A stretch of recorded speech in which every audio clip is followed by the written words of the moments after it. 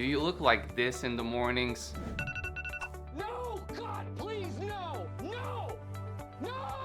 Or maybe you tend to feel sluggish after you eat? Then stay with me, as today I'll share some of the things I found to be most potent when it comes to staying wakeful throughout the day, that are not just backed by my personal experience, but by research as well. If you're new to the channel, I'm Modern Monk, and here I explore and promote ways to have more mindfulness in our daily lives, a skill that will help you stay in the present moment and enjoy it more, which is the key to living a happier life, because the present moment is all we really have. The way I see it, there are three main areas to tackle when we're talking about how to stay wakeful throughout the whole day. Number one is, how does your morning look like? Number two is, what do you do around meals, especially lunch and dinner? And number three, what general habits you have in place that might help you stay wakeful throughout your day. Let's start by looking at the start of our days, the morning. The first opportunity to set yourself up for success. If you're a caffeine user, the very first thing I'd recommend is to not consume caffeine first thing after you wake up. This is because of the way coffee works. How sleepy and tired you are is dictated by the amount of this molecule called adenosine. The more of this molecule there is in your body, the more tired you will feel. What caffeine does is it temporarily binds to adenosine and blocks its effect. Keyword is temporary. When the effect of caffeine runs out, all the blocked adenosine will hit you with full force. This is exactly the reason why you can't just keep drinking coffee and stay awake forever. So why not drink it first thing in the morning? Well, sleeping actually clears adenosine from the body, not just blocks it. So when you wake up, your levels of adenosine are naturally at its lowest point. Therefore, by drinking coffee first thing in the morning, you're wasting some of caffeine's potential. To better grasp this, imagine that when you wake up, there's an arbitrary number of adenosine in your body. Let's say that number is 3. Let's say that a cup of coffee can clear 5 adenosine units from your body. So by consuming this cup of coffee first thing in the morning, you're wasting 2 potential adenosine units. Therefore, it's better to wait a little, let adenosine stack up, and then consume caffeine. Another really important thing when it comes to mornings is viewing morning sunlight. Nothing is more related to how sleepy and wakeful you feel throughout your day than light. Not just any light, but sunlight in specific. Remember, at the core, you are part of the animal kingdom. Just another part of this beautiful thing we call nature. Trying to go against it and waking up after sunrise will not get you very far. Some key studies have shown that viewing morning sunlight during sunrise for about 10 to 20 minutes triggers specific pathways in the brain that are related to dopamine. These pathways start with neurons in your eyes. And dopamine is essential to motivation, mood, energy, sleep, and various other body functions. The important thing to remember is that you don't need to see the actual sun, as there might be cloudy days. However, the rays from the sun can still reach your eyeballs, even through the clouds. So even when it's cloudy, all you need to do is look in the sun's direction, or be outside at least. I have a few apps on my phone that show me where the sun is at each point throughout the day, but you don't even need that. Just look where the sun is on a non-cloudy day and then you'll know. When we're talking about mornings, another important thing to do is to start them with some sort of movement and/or breathing exercises. I personally start all of my mornings with a short stretching routine, and then I follow it up with some breathing exercises, and that sets my morning energy perfectly. Some mindful breathwork can have tremendous effect on your mood and energy. I actually have some guided breathworks on my channel. If you're interested, the link to the playlist will be in the description. Now that you got the start of your day figured out, let's move to the next pain point. Most people will have a crash around lunchtime, which is most noticeable after we eat.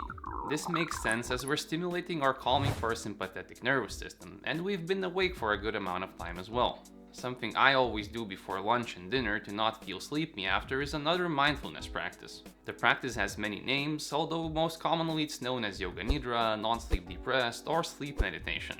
It is a powerful way to quickly and deeply relax, but it will require your attention and awareness. If you haven't heard about the practice, it's fairly simple. All you need to do is lie down and listen to a recording. It's most potent when you're on an empty stomach, as it will help you to not fall asleep during it and remain aware. So doing it before a meal is an ideal time.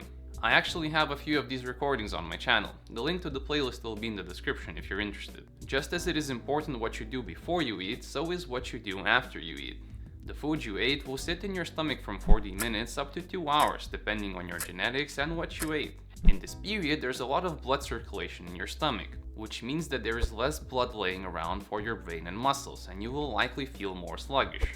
There are, however, some things you can do to influence your digestion. For example, there are some yoga poses you can do after you had a big meal that will increase blood flow to your stomach area. One pose I really like is called Hero 1. With the extra pressure from the bent knees, I can immediately feel extra blood flow to my stomach in this pose. And that can provide quite a relief after a big meal. If yoga and stretching is not your thing, just going for a brisk walk can be very potent as well. So now you have some weapons to navigate around your meals. Let's have a look at some other habits you can try to incorporate to stay wakeful throughout your day. The very first thing I suggest is when you're taking breaks, do them in such a fashion where your mind and brain can actually have a rest. People often mistake relaxation with sitting in a comfy chair with a cup of coffee and scrolling on their smartphone. But for absolute relaxation, you must remain aware. In other words, in order to relax, you will need to be attentive. And this can be easier than you think. Just do one of my guided breathworks or non-sleep deep rest protocols. All you need to do is listen, be attentive, enjoy the ride, and come out feeling refreshed. Another useful thing you can implement into your day is small bursts of movement or small bursts of relaxation depending on how your day looks like. If you work a desk job like me, for example, getting up every 20 to 30 minutes for a short walk or stretch might be very useful. If you're feeling extra sluggish, you might even go and sprint up the stairs a couple of times. It will only take a few minutes and it will wake you up like you wouldn't believe it. If your day is a bit more active and you don't do a desk job, finding a few minutes to relax throughout your day will be very helpful. Maybe sit down, lay down, or do one of my guided breathworks.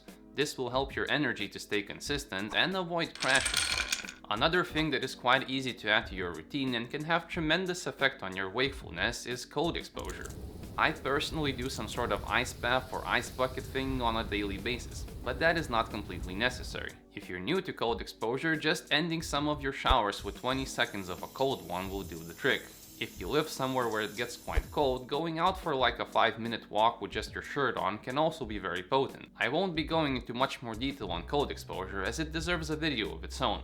But remember that cold exposure is one of the only things that can leave a long-lasting dopamine effect in your body. It can last for up to several hours. And don't be afraid of the cold. It's just free energy laying around just waiting to be taken. It is just a normal part of nature just as you are. You just need to learn how to befriend it. My final advice comes from a quote from Eckhart Tolle that I really like. Whatever the present moment contains, accept it as if you had chosen it. Always work with it, not against it. So work with the present moment. You will find most success by learning to listen to the signals that your body sends and reacting accordingly. It will never look the same on a daily basis. You will need to learn how to listen. And this process of learning how to listen is a never-ending process of refining and improving, just as life is essentially. Another important thing I want you to take away that while all these things might certainly be useful, you should not try and introduce everything at once. I personally added these little by little to create more mindful, productive, and energetic days. To better grasp what I mean, imagine you are on an airplane, on a 100,000-mile journey. If you change course each day just by 1 degree, you will end up in a completely different destination. This is the concept of accumulation, how small changes can provide big results over longer periods of time. This concept can be applied to many areas of life. Remember, your brain and mind adapt to small changes easier. If all of this sounded interesting to you, you might also enjoy this video where I talk about my personal experience with the Yoga Nidra practice. Or this video where I talk about how to take control of your social media habits. Thank you all so very much for watching, stay mindful, and I hope to see you in the next one.